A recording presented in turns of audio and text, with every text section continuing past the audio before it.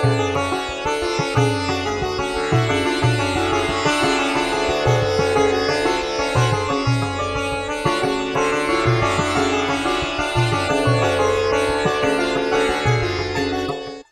खुदावंद में मेरी तरफ से मेरे तमाम सुनने वालों को सलाम कबूल हो। कलाम मुक़द्दस में लिखा है कि जैसे आदम में सब मरते हैं, इसी तरह मसीह में सब जिंदा रहते हैं। इसीलिए हम दुआ में कहते हैं कि इब्राहिम, इसहाक और याकूब के खुदा, क्योंकि वो जिंदों का खुदा है। आए हम आज अपनी नसीहत और भलाई के लिए कलाम मुक़द्दस में से अहद जदीद की वही 4 अनाजील, उनमें से मुक़द्दस मरकस रसूल की अंजील, उसका 10 बाब और उसकी 17 आयत की तलावत करेंगे। खुदा के बारे में कलाम हमें क्या बताता है कि खुदा की ज़ात अज़ल से अबद तक है, इब्तदा से इंतहा तक, हमेशा से हमेशा तक कायम रहने वाली, उसको कभी फना नहीं। हर चीज़ ख़त्म हो जाएगी, फना हो जाएगी, लेकिन कायम रहेगी तो सिर्फ खुदा की ज़ात। अगर हम खुदा के बारे में गौर करें तो जब खुदा ने मट्टी ली और मट्टी से एक पुतला बनाया और उस पुतले में, उसके नथनों में खुदा ने अपना दम फूंका। जब उसके नथनों में खुदा ने अपना दम यानी नफ्स फूंका तो फिर वो पुतला जो था वो जीती जान हुआ। यानी उस पुतले में जान कब आई? जब खुदा ने अपना दम उसमें फूंका। फिर हम देखते हैं कि उसी आदम को खुदा ने, जब वो जीती जान हो गया, तो एक बाग के अंदर रखा जिसमें मुख्तलिफ किस्म के दरख्त थे, और खुदा ने उससे कहा कि तू बिना रोक टोक तमाम दरख्तों के फल खा सकता है, लेकिन एक उनमें शजरा ममनुआ था। उसके लिए खुदा ने आदम से कहा कि ना तो इसके करीब जाना और ना इसका फल खाना। लेकिन हम देखते हैं कि वहीं पे शैतान वारद हुआ और शैतान ने हवा से कहा कि अगर तुम लोग इस दरख्त का फल जिसका खुदा ने तुम्हें मना किया है खा लोगे तो तुम लोग भी उसी की तरह हो जाओगे जिसने तुम्हें बनाया है, बिल्कुल उसके जैसे हो जाओगे। अब हवा जो थी वो शैतान के बहकावे में आ गई। उसने उस दरख्त का फल तोड़ा, खुद भी खाया और अपने साथी आदम को भी खिला दी। अब जब उन्होंने वो फल खा लिया, उनकी जिस्मानी आंखें खुल गई, रूहानी आंखें बंद हो गई। उनको अपनी पहचान हो गई कि हम इंसान हैं। उन्होंने खुदा की हुक्म अदूली की, गुनाह उनसे सरजद हो गया, जिसके लिए उनसे कहा गया था कि जब तुम फल खा लोगे तो ज़रूर है कि तुम मरोगे। लेकिन हम देखते हैं कि जब उन्होंने वो फल खा लिया, हुक्म अदूली कर ली, तो उसके बाद भी हम देखते हैं, गौर करने की बात है कि वो मरे नहीं,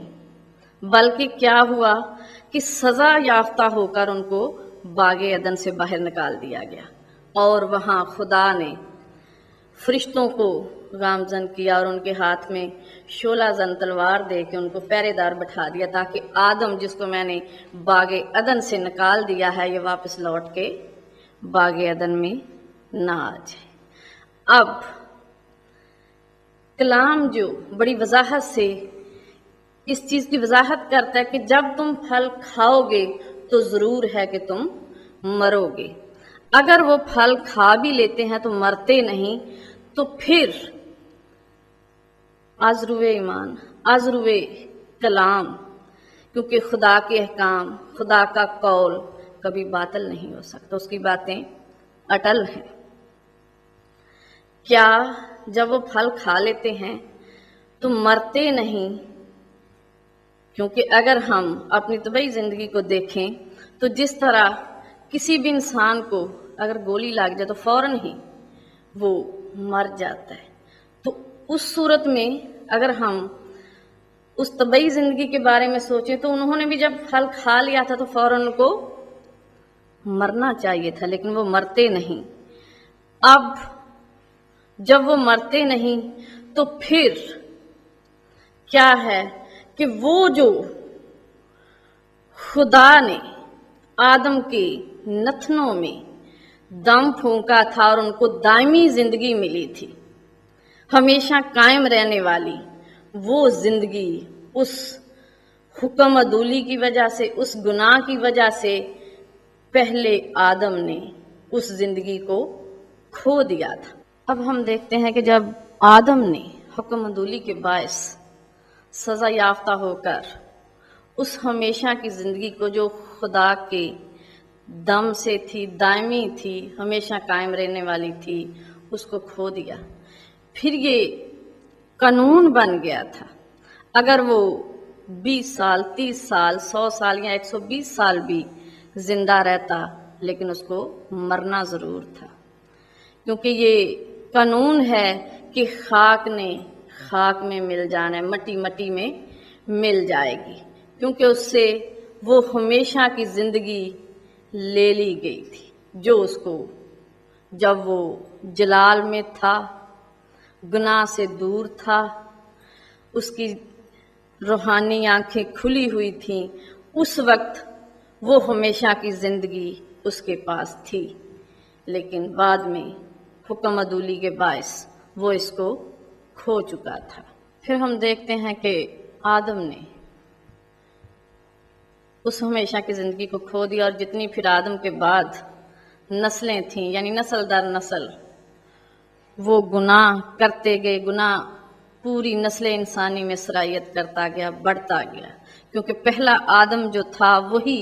ہمیشہ کی زندگی کو کھو چکا تھا، صرف اور صرف ان کے پاس اب طبعی زندگی تھی۔ پھر ہم دیکھتے ہیں کہ جب گناہ بڑھتا گیا تو ایک وقت ایسا آیا کہ خدا نے یہ ارادہ کر لیا، یہ فیصلہ کر لیا کہ اب میں اس نسل انسانی کو اس روئے زمین سے بالکل ختم کر دوں گا۔ اب کیا ہوا کہ خداوند نے وہ بہت بڑا طوفان، جس کو ہم تاریخ میں طوفان نوح سے یاد کرتے ہیں، وہ بہت بڑا طوفان بھیجا، جس کی وجہ سے پوری نسل انسانی جو اس روئے زمین پہ تھی وہ ختم ہوئی، اور اس میں باقیات کے طور پہ صرف وہ 8 جانیں ایک کنبے کی بچیں، لیکن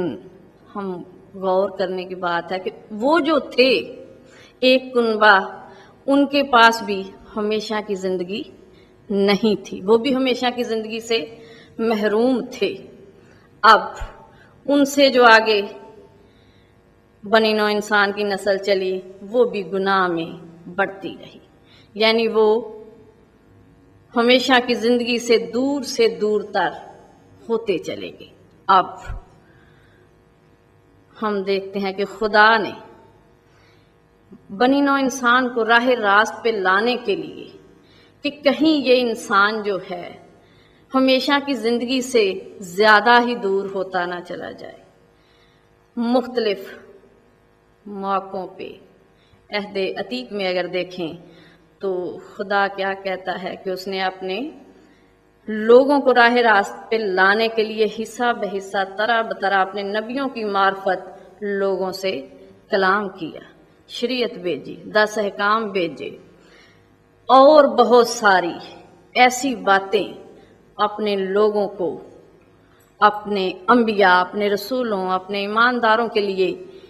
کے وسیلہ سے ان تک پہنچائی کہ کسی بھی طرح سے یہ نیک اعمال سے اچھی راہوں پہ چل کے یہ ہمیشہ کی زندگی کو بالکل کھو نہ دے، اس سے زیادہ دور نہ ہو جائیں بلکہ اس کے قریب رہیں۔ جب خدا حصہ بحصہ، طرح بطرح نبیوں کی معرفت کلام کر چکا تو کلام مقدس ہمیں بڑی وضاحت سے بتاتا ہے کہ آخر میں اس نے اپنے بیٹے کی معرفت کلام کیا۔ اب جب آج سے 2000 سال پہلے ملک فلسطین میں میرا مسیحا ہم لوگوں کے بیچ میں انسانی روپ دھار کے رہا، اس نے بھی لوگوں کو مذہبی تعلیم دی، منادی شروع کی، معجزات کیے، कोड़ियों को पाक साफ किया, मुर्दों को जिंदा किया, बेशुमार इस तरह के काम किए जिनको देख के लोग उस जिंदगी को, गुनौनी जिंदगी को छोड़कर, जो वो गुनाह में गर्क हो चुके थे, गुनाह उनमें रच बस चुका था, वो जिंदगी से दूर हो चुके थे, उनको राह रास्त पे लाने के लिए बहुत कुछ किया।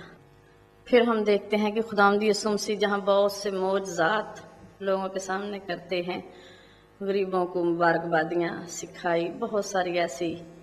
बातें सिखाते हैं, उसके साथ ही वो अहद जदीद में यूहन्ना की इंजील में कुछ दावे करते हैं। खुदावंद यीशु मसीह क्या कहते हैं कि अच्छा चरवाहा मैं हूँ, जिंदगी की रोटी मैं हूँ, क़यामत और जिंदगी मैं हूँ, राह हक और जिंदगी मैं हूँ। इसी तरह से वो इसके साथ ही ये दावा भी करते हैं कि हमेशा की जिंदगी मेरे पास है। जो भी इंसान इस रुए ज़मीन पे जिंदगी बसर कर रहे हैं वो तो बड़ी जिंदगी है, उनके पास हमेशा की जिंदगी नहीं है। कलाम बड़ी वजाहत से कहता है कि वो 60 साल, 70 साल, 120 साल के बाद भी वो मरेगा ज़रूर, क्योंकि वो पहला आदम ही जो था वो हमेशा की ज़िंदगी को खो चुका है। कलाम फिर हमें बड़ी वजाहत से ये भी कहता है कि डरो उससे जो जिस्म और रूह दोनों को हलाक करके जहन्नम की आग में डाल सकता है, उससे नहीं डरो जो सिर्फ जिस्म को हलाक कर सकता है। फिर हम गौर करते हैं कि कलाम हमें बड़ी वजाहत से